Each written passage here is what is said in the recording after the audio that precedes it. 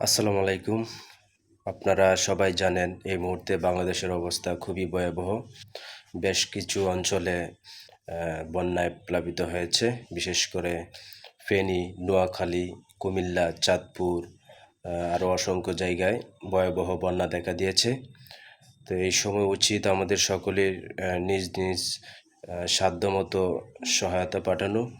তো আমি ফেসবুকে স্ক্রল করতে করতে দেখলাম যে অনেকেই জানতে চাচ্ছে যে আসসুন্না ফাউন্ডেশন, তো ওইখানে কিভাবে সহায়তা পাঠানো যায়। তো আমি আপনাদেরকে দেখিয়ে দিচ্ছি স্ক্রিনের মাধ্যমে যে কিভাবে আপনারা আসসুন্না ফাউন্ডেশনে টাকা পাঠাতে পারবেন। প্রথম আপনাকে গুগলে যেতে হবে। তো আমি গুগলে গেলাম।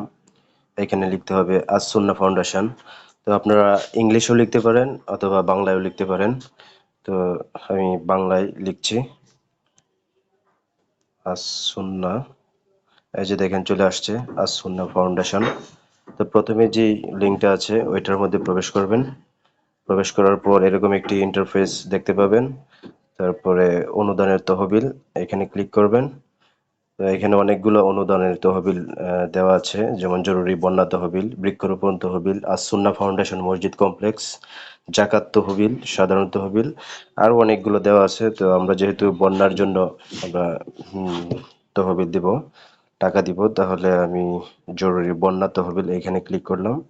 তারপরে এখানে ফোন নাম্বার অথবা একটা ইমেল নাম্বার দেওয়ার কথা বলছে।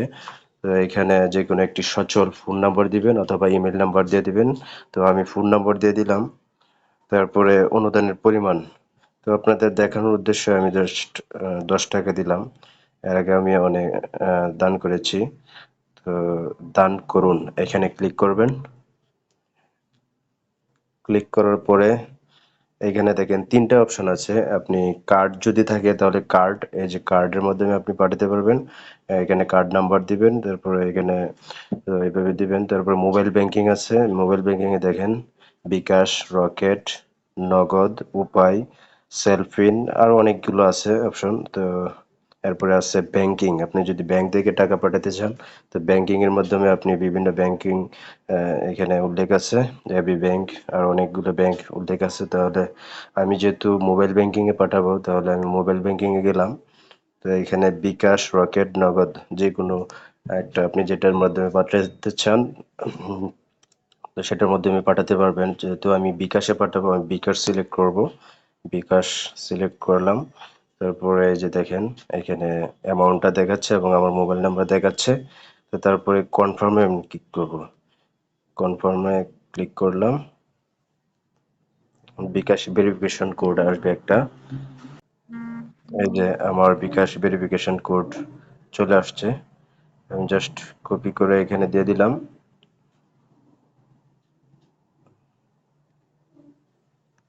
এখন আবার কি করতে হবে, কনফার্ম করতে হবে। Enter pin number, pin number দিয়ে দিলাম। আবার কনফার্ম করতে হবে।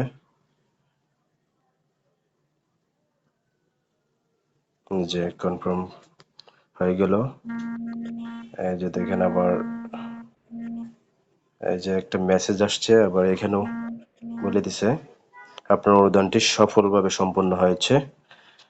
এই যে দেখেন। তারপরে এখানেও আরেকটা মেসেজ আসছে দেখলাম, দেখি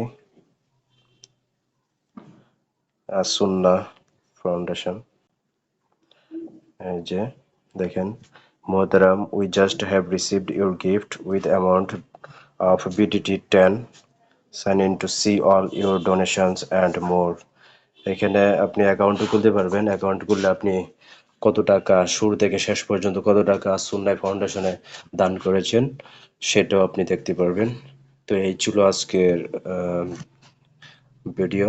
তো সবাই ভালো থাকবেন, দেখা হবে অন্য কোনো ভিডিওতে। আসসালামু আলাইকুম।